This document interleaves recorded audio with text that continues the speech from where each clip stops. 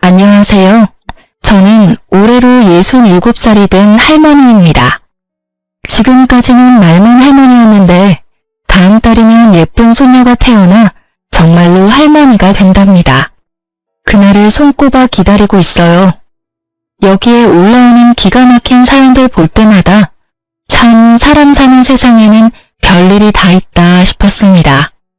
그래도 그런 별난 사연들에 울고 웃다 보면 제가 겪은 모진 세월의 상처도 조금씩 아무는 것 같더군요. 여기 사연을 보내는 사람들은 다 젊고 똑똑한 사람들 같아서 내 이야기를 보낼 생각은 전혀 못했는데 얼마 전에 딸이 엄마 이야기도 한번 보내보라고 용기를 주었어요. 며칠 동안 책상에 앉아서 제 이야기를 썼다 지웠다 하는 동안 혼자 많이도 울었습니다. 지난 세월에 대한 회한도 들었지만 지금 제가 누리고 있는 이 시간이 너무 감사하고 행복한 마음이 더 컸어요. 치유의 눈물이었죠. 저는 지금 미국 뉴저지에 살고 있답니다. 여기서 살게 된 지는 이제 5년쯤 되었어요. 35년 동안의 결혼 생활을 마무리하고 그러니까 요즘 사람들 말로 황혼 이혼을 하고 딸이 공부하고 있는 미국으로 오게 되었어요. 늙음하게 말도 안 통하는 새로운 나라에 적응하는 것이 쉽지만은 않았지만 똑똑하고 착한 딸이 늘 곁에 있어주니 든든하고요. 이곳 한인 커뮤니티가 잘 되어 있어서 좋은 분들이 많이 도와주시고 있어요. 시니어 스쿨에서 영어도 배우고 교회에서 함께 봉사도 하면서 살아가고 있답니다. 이 세상에서 자기 아들만 제일 소중한 까다로운 시어머니, 자기 엄마 말에는 꼼짝도 못하는 꼬장꼬장한 남편과 함께 살았던 35년은 매일매일 마음이 지옥 같았어요. 그런데 사람이 지옥에서 살다 보면 그곳이 지옥인 줄 모르는 법이거든요. 그냥 원래 사는 게 그런 것이라니 하고 꾸역꾸역 살아왔죠. 그러다가 용감하게 그 지옥문을 박차고 나오기까지는 정말 우여곡절이 많았답니다. 그 덕분에 지금은 너무나도 멋진 세상에서 홀가분하고 행복하게 살고 있죠. 70년 가까이 살아온 제 인생에서 가장 잘한 일을 꼽으라면 단연 우리 딸을 낳은 일이라고 할 거예요. 그리고 두 번째로 잘한 일을 대라고 하면 저는 주저없이 35년 만에 이혼한 것을 꼽습니다. 이혼한 것이 뭐가 자랑이라고 떠드느냐고 흉보실 분들도 있겠지만 저는 누가 뭐라 해도 이혼한 것이 너무나도 자랑스럽고 기뻐요. 제가 왜 그렇게 생각하는지 여러분 한번 들어봐 주시겠어요? 저의 먼 친척의 소개로 27살에 5살 많은 남편과 결혼했어요. 남편은 초등학교 선생님으로 봉직하다 교장으로 정년 퇴직했어요. 남편은 정근을 다니면서 사택에서 혼자 지낼 때도 있었지만 저는 결혼하고 나서 시댁에 들어가 줄곧 시부모와 함께 살았어요. 시골이긴 했지만 그래도 그 동네에서 유지소리 듣는 집안이었어요. 조상에게 받은 땅이 많아서 다른 집에 붙여준 논밭도 있었고 읍내에 작은 상가도 몇 개 가지고 있었어요. 그래봤자 시골이라 서울 부자들에 비하면 아무것도 아니겠지만 우리 식구들 먹고 사는 데는 충분했어요. 가족들을 먼저 좀 소개해야겠네요. 남편은 그 집안의 귀한 독자였어요. 저희 시아버지도 독자였으니 2대 독자가 되겠네요. 이 집이 워낙 손이 귀한 집안이라고 동네 어른들이 말씀해 주시더라고요. 남편은 저에게도 선생처럼 굴었어요. 저한테 늘 권위적이 없고 사소한 것까지 사사건건 꼬장꼬장하게 잔소리를 해댔어요.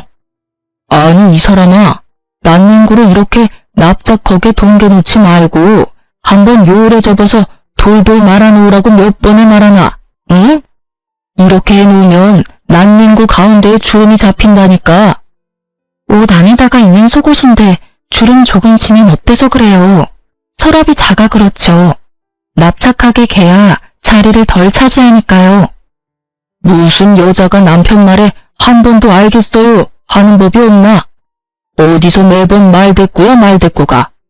남편이 그렇게 하라면 네 하고 그냥 그렇게 해. 속옷 하나도 자기가 원하는 방식대로 개어놓으라 하고 계란 후라이 하나를 해와도 노른자가 너무 익어도 안 되고 그렇다고 안 익어도 안 되었어요. 노른자에만 알갱이가 보이는 굵은 소금을 터널 올려야 하는데 소금 알갱이까지 세어보면서 많이 뿌렸네 적게 뿌렸네 잔소리를 하는 사람이었죠. 이런 남편의 꼬장꼬장한 성격은 딱 자기 어머니를 닮았어요. 시어머니는 90세가 다 되어가도록 허리 하나 굽지 않고 머리카락 하늘 흐트러지지 않은 차림을 했어요. 바늘로 찔러도 피 한 방울 안 나올 것 같았죠. 또 옛날 분이어서 어쩔 수 없다고는 하지만 아들에 대한 애착이 어마어마했고 아마 선호 사상도 강했어요. 이것 때문에 저와 제 딸이 겪은 수모는 이루 다 말할 수가 없죠.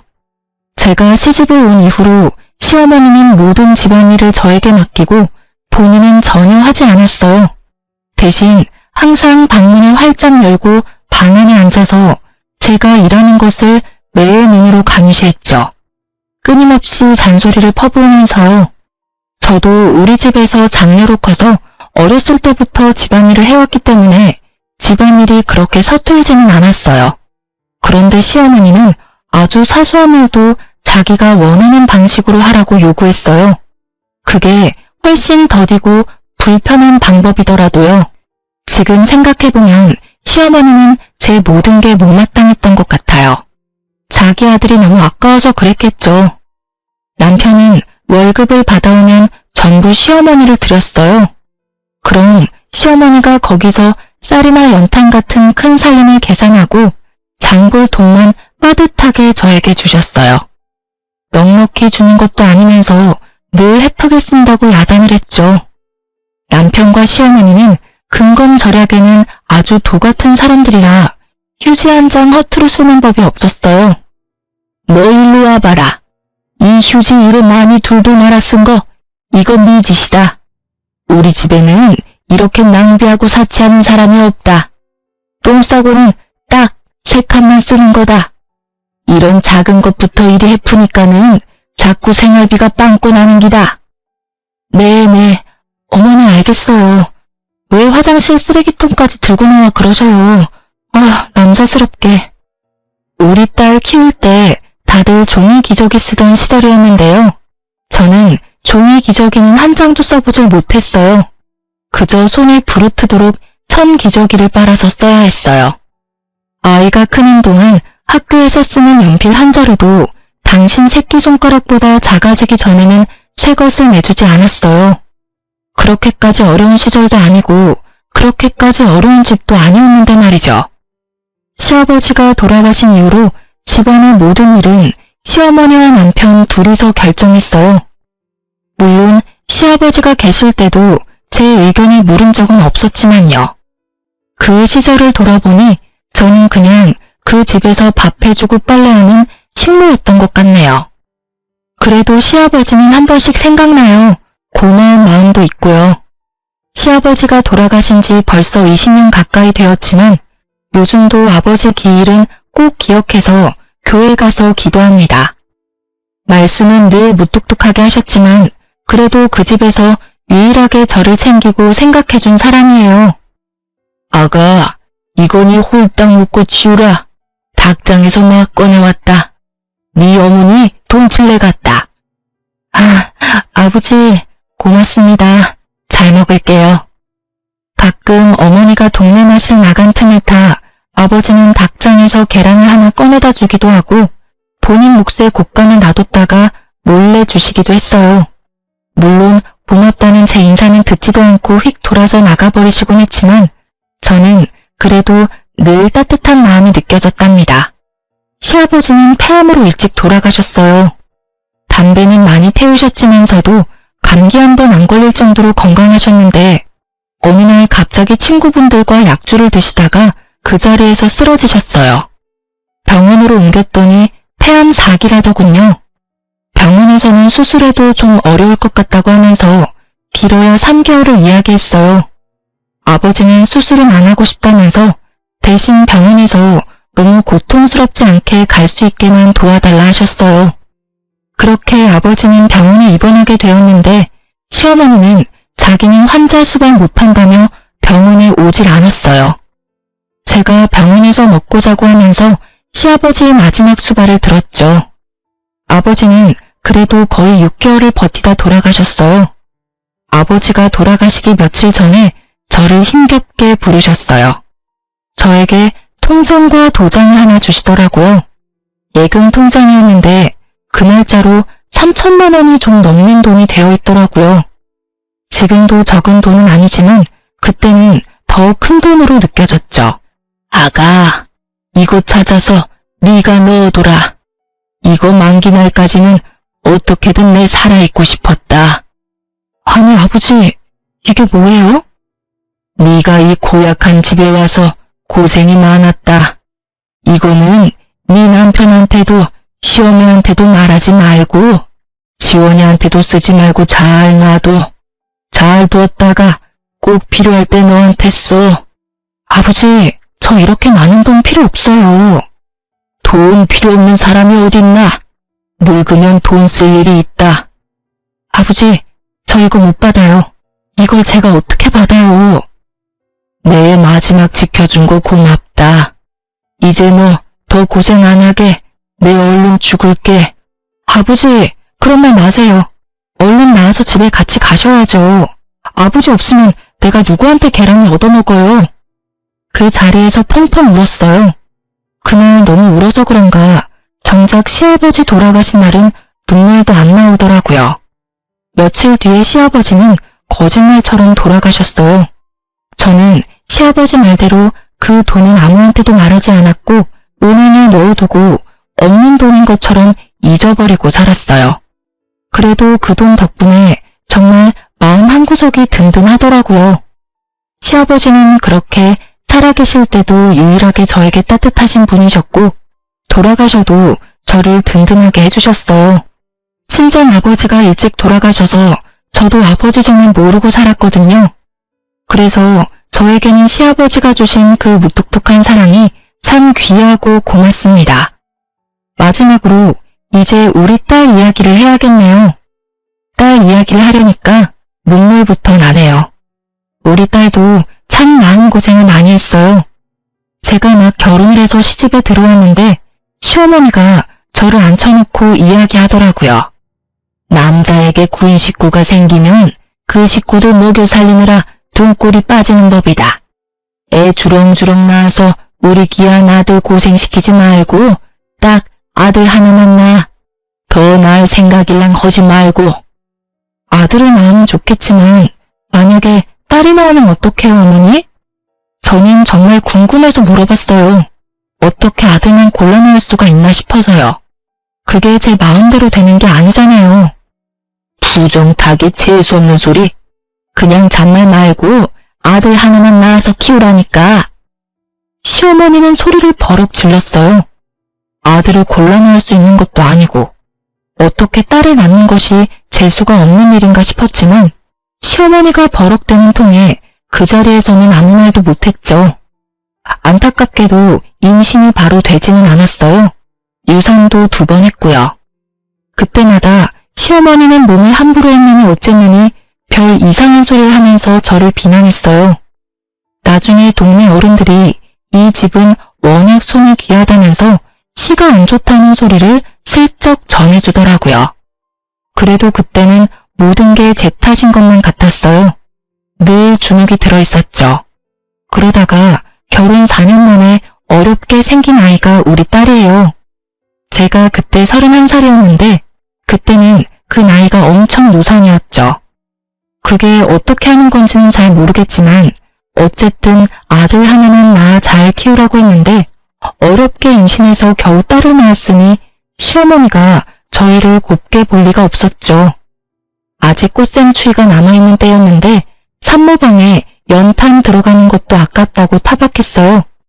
그나마 그 연탄불도 몸을 푼 제가 나와서 직접 갈아야 했어요. 우리 아기는 시어머니가 한 번도 안아준 적이 없었어요. 딸은 어차피 남의 집 줄 거라면서 정줄 필요가 없다면서요. 아기를 낳고 3, 7일도 지나지 않은 어느 날 시어머니가 남편한테 이야기하더라고요. 저 물건은 임신도 잘 안 되고 아무래도 아들은 못 낳는 물건 같으니 어디 다른 여자한테 가서 아들 하나만 낳아서 데리고 와라. 아니 어머니, 그게 무슨 말씀이셔요? 학교 선생이 그런 짓을 하고 어떻게 아이들을 가르쳐요? 학교 선생이지만 남자고 이 집안의 독자인데 그게 뭐 흉이 된다니? 대를 잇는 것보다 더 중한 게 어디 있다고. 세상 사람들이 그거 하나 이해 못할까? 네, 알았어요. 제가 알아서 할게요, 어머니.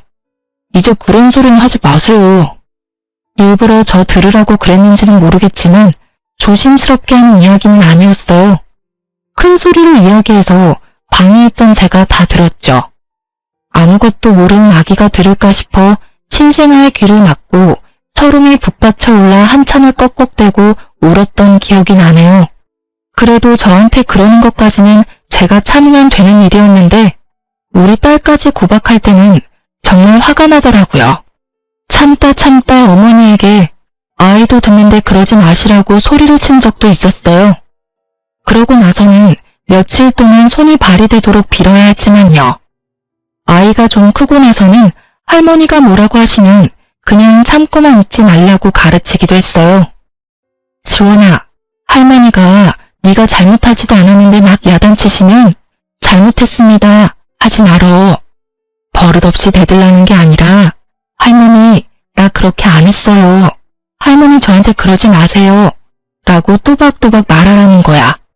엄마도 옆에서 거들어줄게. 응, 알았어 엄마. 할머니는 정말 이상해. 어느 날은 이랬다고 뭐라고 하고 다른 날은 저랬다고 뭐라고 해. 맨날 나한테는 화만 내. 나 할머니 싫어. 할머니가 옛날 사람이라 그래. 옛날 사람들은 아들만 중요하다고 생각해. 그치만 엄마는 네가 딸이라서 너무 좋아. 아들을 10트럭을 갖다 줘봐라. 내 딸하고 바꾸라. 할머니 미워하면 네가 힘들어. 그냥 우리가 할머니를 이해하면서 살자. 응, 알았어.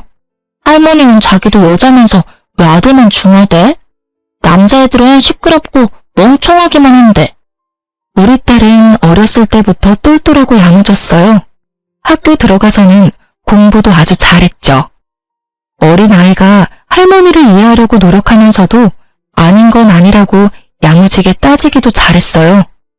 그러다 보니 할머니와 사이는 좋지 않았지만 할머니가 우리 딸에게 함부로 대하진 못했어요. 좀 어려워했다는 말이 더 맞겠네요. 저는 정말 다행이라고 생각했어요. 저는 늘 딸이 자랑스러웠답니다. 중학교에 들어간 딸은 전교 1등을 놓치지 않았어요.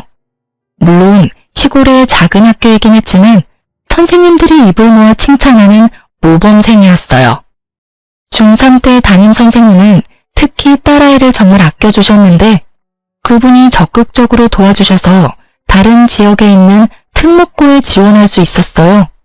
물론 합격했죠. 기숙사가 있는 학교라서 딸과 떨어져 지내야 하는 건 아쉬웠지만 오히려 집을 떠나 있으면 딸이 할머니에게 스트레스 받지 않고 공부는 할 수 있을 것 같아서 너무 기쁘더군요. 그런데 기숙사 학교다 보니 학비가 일반 고등학교보다는 좀 더 내야 했어요. 서울에 있는 아이들은 학원비만 해도 한 달에 100만 원씩 들기도 한다는데 그런 거 생각하면 지나치게 비싼 것도 아니었어요. 또 집에서 그 정도를 부담하지 못할 형편도 아니었고요. 그런데 언제나처럼 문제는 시어머니였어요. 아니, 우리 아이가 아들이 아닌 것이 문제였죠. 그깟 개집에 공부하는데 대학도 아니고 고등학교 다니면서 무슨 월사금을 그렇게나 많이 내느냐 말이다. 요즘에는 대학을 나와야 시집도 잘 가는 법이니 내가 대학은 얼마가 들어도 보내준다 이 말이다.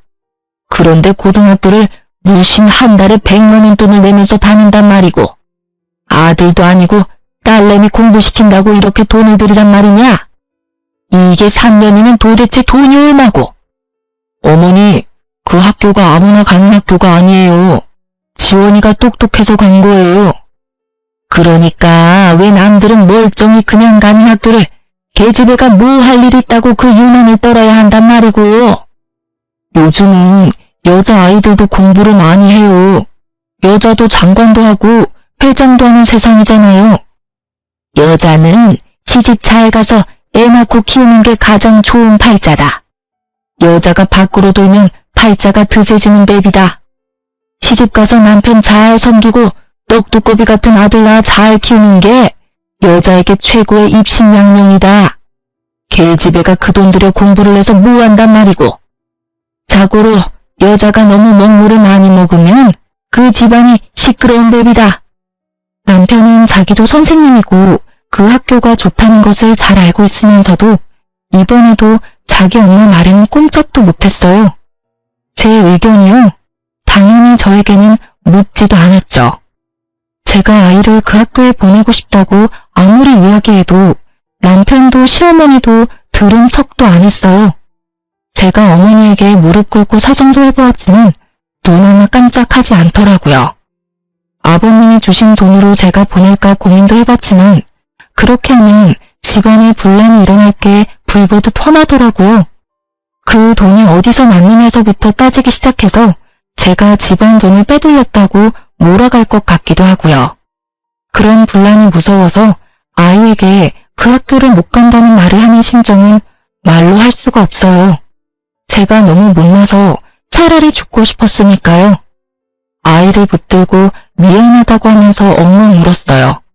아이는 오히려 덤덤하게 저를 위로하더라고요. 엄마, 나 정말 괜찮아. 걱정하지 마.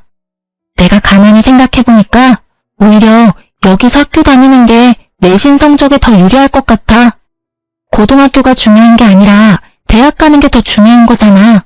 나 그냥 여기서 학교 다닐래. 지원아, 너는 이 집을 꼭 떠나야 해.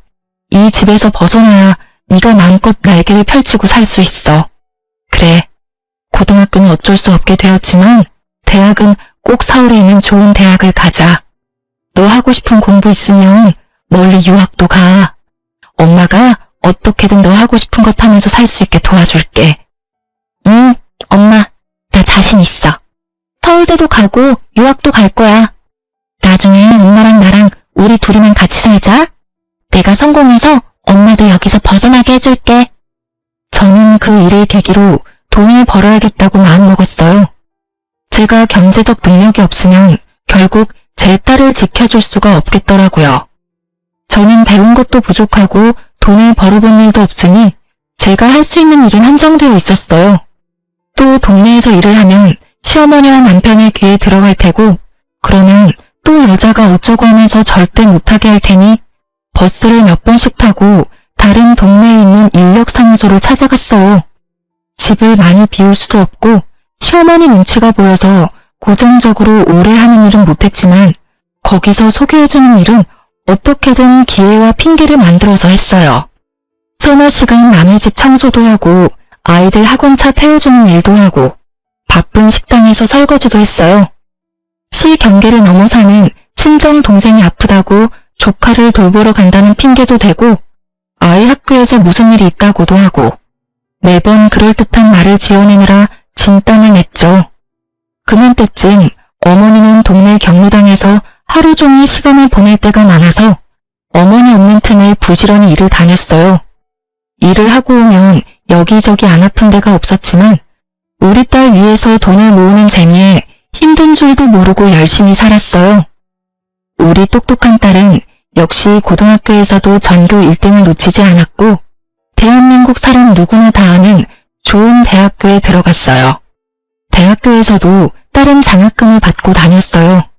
다행히 제 아버지가 자취할 생활비 정도는 보내주더라고요. 딸에 대한 애정은 있는 사람이었어요. 딸이 공부 잘하는 것을 은근히 자랑스러워하기도 했고요. 그렇게 딸은 대학을 졸업하고 1년을 준비해서 미국으로 유학을 가게 되었어요. 미국에 있는 로스쿨에 합격을 했대요. 아는 사람 하나 없는 그 먼 데다가 딸을 보내는 마음이 꼭 내 심장 한 구석을 떼어내는 것 같았지만 우리 딸이 이 집으로부터 더 멀어진다는 사실에는 또 얼마나 안심이 되고 기분이 좋았는지 몰라요. 그런데 이번에는 시어머니는 물론 남편까지 딸의 유학을 반대하고 나섰죠. 여자애가 위험하게 어딜 혼자 그 먼 데를 가겠다는 거냐? 아는 사람 하나 없는 곳을. 너희 할머니도 노발대발 하신다. 너 절대 못 가게 하라고 난리시라고. 아빠, 저는 성인이에요. 아빠나 할머니의 허락이 필요한 나이가 아니라고요. 다른 사람들은 가고 싶어도 못 가는 학교예요. 제가 노력해서 제 힘으로 가게 되었어요. 제발 더 이상 제 앞길 막지 마세요. 너 유학 가려면 호적 파가지고 가라. 그럼 너는 이제 더 이상 내 딸 아니다. 호적은 아빠가 파주세요. 여자라는 이유로 지금까지 제 앞길 가로막은 그 호적을 알아서 빼주신다면 저는 너무 감사하죠. 그렇게 딸은 유학을 떠났어요. 저는 눈치가 보여서 공항에도 나가보지 못했어요. 물론 다 큰 아이고 똑똑한 아이지만 혼자서 그 먼 데를 떠났다고 생각하니 어찌나 먹먹한지 그날 하루 종일 하늘만 보면서 눈물을 훔쳤네요. 그래도 아이가 떠나는 날 제가 그동안 차곡차곡 모았던 돈을 딸에게 보내줬어요. 딸은 안 받는다고 난리였지만 저에게는 그렇게 할 수 있는 것이 너무나 행복했어요. 많지 않은 돈이지만 그래도 공부하는 동안 생활비에는 보탬이 될 것 같았어요.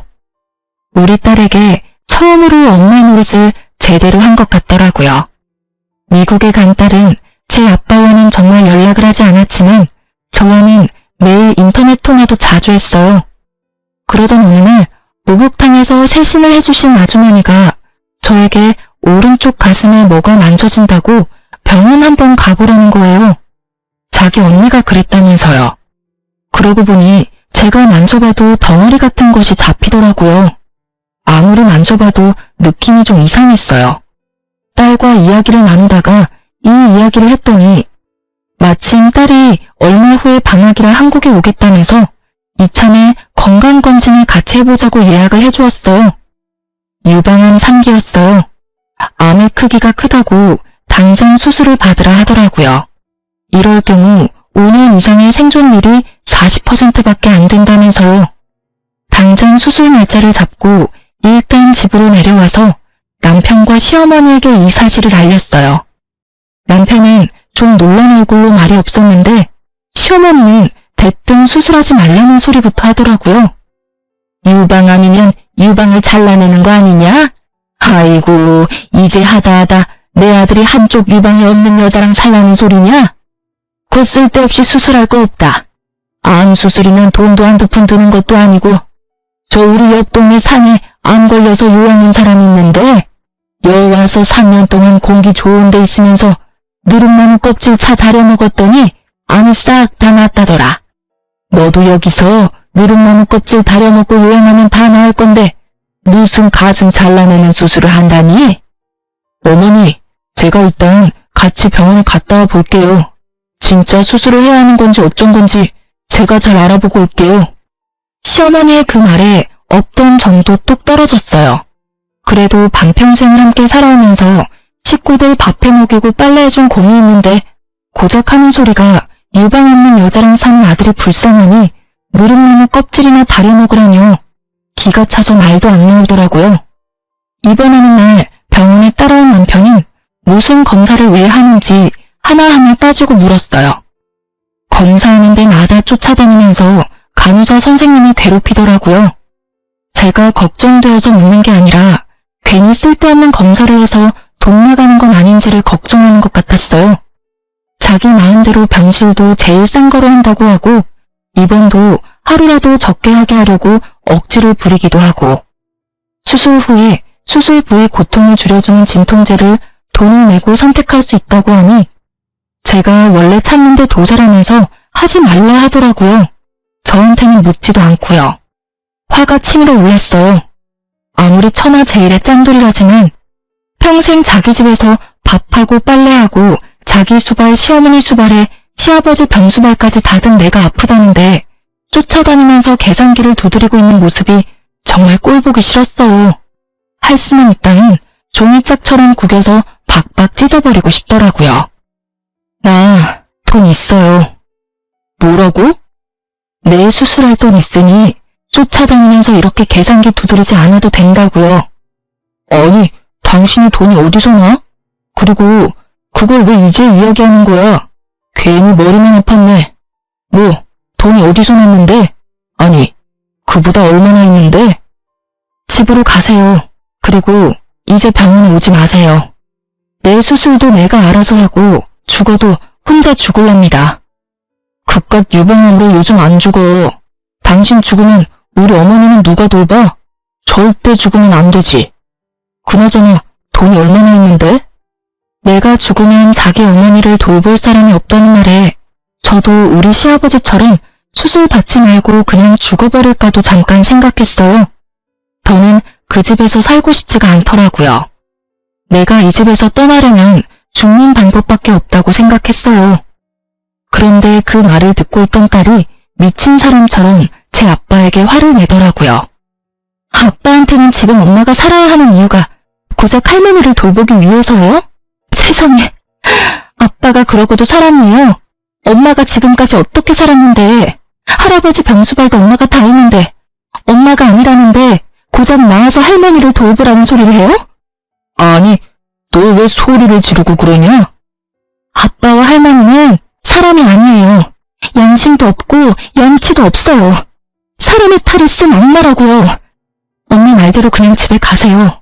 가서 병원에 다시는 얼씬되지 마세요. 엄마는 내가 돌봐요. 아빠 얼굴 보면 엄마가 더 아플 것 같아요. 병원에 그림자라도 나타나면 나 가만히 있지 않을 거예요. 다시는 오지 마시라고요. 아셨어요? 딸이 그렇게 화를 내는 모습을 보니 정신이 번쩍 들었어요. 그리고 내가 살아야겠다 생각했어요. 수술을 잘 받고 살아나서 이 사람하고 이혼해야겠다고, 이 지긋지긋한 곳을 떠나야겠다고요. 다 큰 딸이 입 바른 소리를 하니 남편은 별 대꾸도 못하고 멍하니 서 있다가 쓴 입맛을 다시면서 돌아갔어요. 딸에게 수술하고 건강해져서 남편과 이혼하겠다고 이야기했어요. 딸은 저를 꼭 끌어안고는 자기가 도와주겠다고 하더라고요. 엄마, 수술 잘 받고 보란듯이 건강해져서 나랑 미국 가서 살자. 내가 성공해서 엄마 그 집에서 데리고 나온다고 했잖아. 내가 아직 성공은 못했지만 내가 최선을 다해서 도와줄게. 엄마, 아무것도 걱정하지 마. 그래, 엄마 수술 잘 받고 건강해질게. 너랑 둘이만 산다는 생각만 해도 병이 다 낫는 것 같다.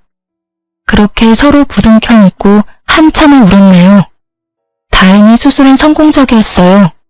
암의 크기가 커서 걱정했는데 천만다행으로 전이가 많이 된 상태는 아니었다고 하더라고요.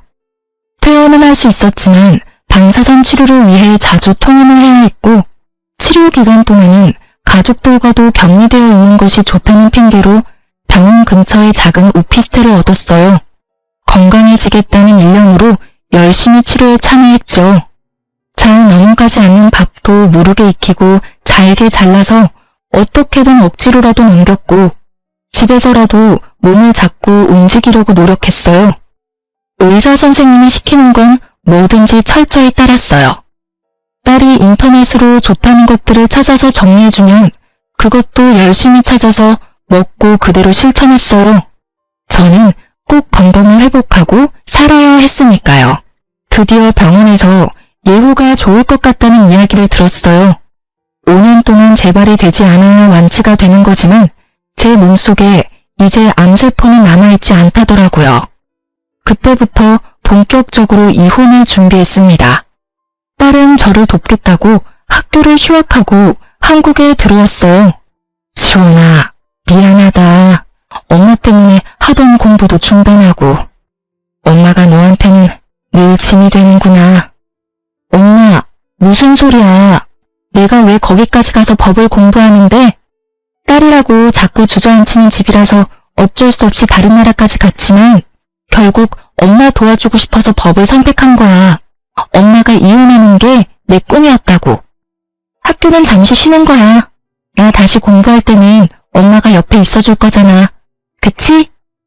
그래, 엄마가 옆에 있어줄게. 맨날 맛있는 밥 해주면서 네 옆에 있을게. 와, 말만 들어도 살찌는 것 같아. 너무 많이 찌면 큰일인데? 우리가 둘이서만 사는 미래를 그려보는 일이 너무나도 행복했어요. 이혼은 딸과 함께 준비했어요. 딸과 함께 여러 군데 변호사 사무소를 다니면서 상담을 받았고, 그 중에서 가장 우리를 잘 이해하고 편안하게 해주는 믿음직한 변호사를 선임했어요. 일단 변호사를 선임하고 나니 착착 진행이 되더라고요. 집에 사람이 없을 만한 시간에 가서 제 짐을 정리했어요. 35년을 살았지만 제 짐이랄 것이 별로 없더라고요. 딸을 사준 고운 옷 몇 벌과 딸 어렸을 때 사진들과 기록들, 통장과 도장 같은 것들 몇 가지를 제외하고는 다 미련이 없었어요. 그렇게 단출한 짐을 챙겨서 나오는데 동네 경로당에 있을 거라 생각했던 시어머니와 길에서 딱 마주쳤어요. 저는 갑자기 심장이 내려앉는 줄 알았죠. 그런데 어머니가 좀 이상하더라고요. 왜 날 그렇게 쳐다보시오? 이 동네 사람인가? 아, 네. 아니, 그러니까... 에이, 별 정신없는 사람 다 보겠네. 누구냐고 묻는데 왜 말을 못해? 그때 이웃에 사는 아주머니가 나타나 제 손을 끌고 가면서 말했어요. 아이고, 우리 집에 온 손님이네. 어르신, 어디 가시는 길이에요? 경로당에 있지 왜 돌아다니셔? 아들이 또 찾느라 고생하겠네. 얼른 경로당에 가 계셔요. 네? 경로당 가는 길이요. 경로당 가는 길이 맞는데 왜 안 나오나 그래? 아주머니는 저를 자기 집으로 데리고 들어갔어요. 암에 걸렸다는 이야기를 듣고 걱정했다고 하시며 제 손을 쓸어주셨어요. 저보다 10살 많은 친정 언니 같은 분이었는데 제가 형님 하면서 잘 따랐어요. 저는 그간에 있었던 일들을 이야기하며 형님 앞에서 펑펑 울었답니다. 형님도 제 손을 잡고 눈물을 흘리셨어요. 그래, 지원 엄마야. 잘 생각했다. 아까 어머니 이상한 거 봤지? 검사 결과 치매란다. 치매요? 아니, 언제부터, 어쩌다가요? 뭐, 한 달 남짓 되었을까? 할매가 집을 못 찾고 헤매고 다니는 걸 동네 사람이 데리고 온 적이 있는데 또 얼마 안 가서 경찰서에서 연락이 오고 그랬거든. 동네 보건소에서 읍내 병원으로 가보라 해서 지원 아빠가 데리고 갔나 보대? 아직은 초기지만 치매가 진행되고 있단다. 아직 초기라는데 그래도 저를 못 알아보시네요? 저러다 또 멀쩡해지기도 하는갑더라. 또 어느 날은 멀쩡하게 알아보고 정정해. 그러다 한 번씩 또 이상하고. 순간 조금 흔들렸어요. 이런 노후를 두고 제가 이혼을 한다는 게 잘못된 일인 것 같고 죄책감도 들더라고요. 그런데 그런 눈빛을 읽었는지 동네 형님이 앉아있는 제 다리를 철썩 때리더라고요. 지원 엄마야, 너 정신 차려라. 지금까지 저 집에서 그 고생을 하고 또 치매 노인까지 수발 들으려고? 네 목숨 걸고 결심한 거라면서 뭘 고민하고 있어. 아이고, 내가 괜히 붙잡았네. 이제 가, 빨리 가. 멀리 도망가서 나라고 행복하게 살아. 형님의 그 말이 너무 고마워서 저는 또 눈물 콧물을 다 빼고 울었죠. 얼굴 다시 못 보는 거야 좀 서운하지만은 지원 엄마가 무슨 고생을 하면서 살았는지 이 동네 사람들은 다 안다. 말을 못해서 그렇지 네가 너무 안쓰럽고 아깝다고 다들 마음 아파했다. 그러니까 이제라도 도망가서 잘 살아. 네가 잘 살면 내 마음도 좋다. 형님, 고마워요. 제가 연락할게요. 그동안도 너무너무 고마웠어요. 저는 그 길로 집을 나와서 변호사를 대리인으로 세우고 이혼을 진행했어요. 제 연락처도 바꾸고 서류에는 변호사 연락처만 알려주었죠. 딸도 마찬가지로 연락처를 바꾸었고요. 변호사를 통해 남편이 변호사 사무실로 찾아와서 저를 내놓으라고 난리를 쳐서 경찰이 왔었다는 이야기를 전해 들었어요. 이혼 과정은 말처럼 쉽지만은 않았어요.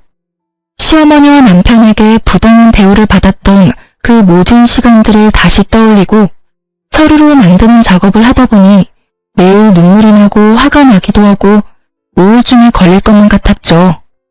제가 일하면서 모았던 예적금 내용도 증거로 제출하고 시아버지 병수발 드는 동안 무료한 시간을 보내느라 써두었던 병상일지도 아주 귀한 자료가 되었어요. 딸도 할머니와 아빠의 부당한 대우를 구체적으로 증언하고 딸이 어린 시절 썼던 일기장도 증거로 제출했어요. 딸의 중학교 3학년 때 담임선생님은 딸이 특목고에 진학하지 못했던 당시의 상담원 자료를 찾아서 보내주시기도 했어요. 마음은 힘들었지만 한편으로 많은 분들에게 정말 너무 감사한 날들이기도 했답니다. 이런저런 증거들을 근거로 시어머니에게는 위자료를 요구하고 남편에게는 재산의 절반을 분할해달라는 청구를 했어요. 조정도 하고 법원에도 몇 번씩 불려가야 한다는데 저는 그 과정을 고마운 변호사 선생님이 다 대신해 주셨어요. 그래서 남편과는 그 이후로 얼굴 한번 마주치지 않을 수 있었네요. 지나는 시간이 흘러 결국 이혼을 하게 되었고 시어머니는 위자료 1,000만 원을, 남편은 재산의 절반을 분할해주라는 판결을 받았어요. 남편은 제가 어느 날 갑자기 없어졌고 자신에게 한마디 상의도 없이 이혼을 했다며 법정에서 분통을 터뜨렸다고 하네요. 저희 의뢰인이 말씀하시기를 35년 사는 동안 집안의 대소사에 대해 의뢰인과 한 번도 한마디 상의하신 적이 없다고 하시더군요. 모든 걸 어머니와 남편 두 분이 상의하고 통보했다고요. 저희 의뢰인도 이혼에 대해 따님과 두 분이 상의하고 결정하셨다고 합니다. 그렇게 이혼이 마무리되고 나서 저는 딸을 따라 미국으로 이주했어요. 딸은 학교로 다시 돌아가서 열심히 공부했고 그 어렵다는 변호사 시험에도 합격했어요. 그리고 여기서 태어난 미국계 한국인을 만나 결혼도 하게 되었답니다. 화목한 가정에서 자란 반듯한 사위는 너무 다정한 사람이에요. 서로를 아끼고 사랑하는 둘의 예쁜 모습을 보고 있으면 저는 너무 행복해서 머리가 멍해지기도 해요. 우리 딸은 저와 같은 삶을 살지 않는 것이 너무나도 다행스럽고 자랑스러워요. 저는 여기서 참 좋은 분들을 만났어요. 황혼 이혼을 하고 딸과 함께 왔다는 이야기에 모두가 쿨! 이러면서 엄지손가락을 들어줘요. 낯선 땅에서 영어도 못하는 제가 어떻게 살 수 있을까 했는데 여기 와보니 세상은 정말 너무너무 넓고 다양한 삶이 있는 곳이라는 생각이 드네요. 그 사이 5년을 잘 유지해서 유방암 완치 판정을 받았어요. 암도 이겨내고 황혼 이혼에도 성공한 제가 못할 게 뭐가 있나 싶네요. 다음 달이면 우리 딸이 저에게 예쁜 손녀를 안겨준답니다. 손녀에게도 쿨한 할머니가 되려면 영어를 잘해야겠다 싶어서 한참 전부터 시니어 스쿨에 나가고 있어요. 학생 때도 못한 공부를 늙어서 하려니까 눈도 아프고 머리도 아프지만 이렇게 공부할 수 있는 것도 정말 꿈만 같은 일이에요. 제가 그냥 그 집에서 살았다면 정말 꿈도 꾸지 못할 일이었을 테니까요. 엄마 아빠 일하는 동안 제가 손녀를 돌보아 줄 수 있는 것도 너무너무 행복해요. 여기서는 딸이라고 공부 못하게 할 사람도 없으니 우리 손녀도 자기가 원하는 것들 다 하면서 멋지게 살아갈 수 있게 저도 최선을 다해 도울 거예요. 이름을 바라보는 이 나이에도 행복을 찾을 수 있더라고요. 약간의 용기만 있으면 얼마든지 새로운 삶을 살아갈 수 있습니다. 혹시 지금 어렵고 힘든 시간을 살고 있는 분들이 있다면 제 이야기가 그분들에게 조금이라도 힘이 되었으면 좋겠어요. 못 배우고 나이 많은 저도 도전하고 싸워서 행복을 찾았으니까요. 여러분도 할 수 있습니다. 행복해질 수 있어요. 비천한 이야기 이제 마치려고 합니다. 잘 들어주셔서 감사해요. 행복하세요.